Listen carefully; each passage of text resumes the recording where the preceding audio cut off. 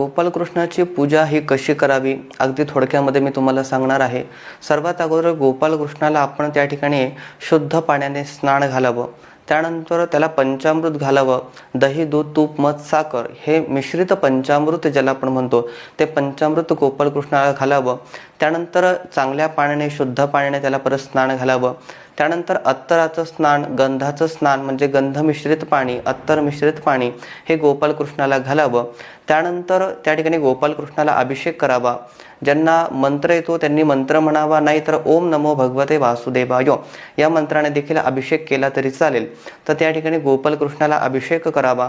त्यानंतर चांगले वस्त्र त्या गोपालकृष्णाला घालावे. गंधाक्षत पुष्प त्या ठिकाणी गंध लावावा, अक्षत व्हावे, एक पुष्प व्हावं आणि गोपालकृष्णाची आरती त्या ठिकाणी म्हणावी.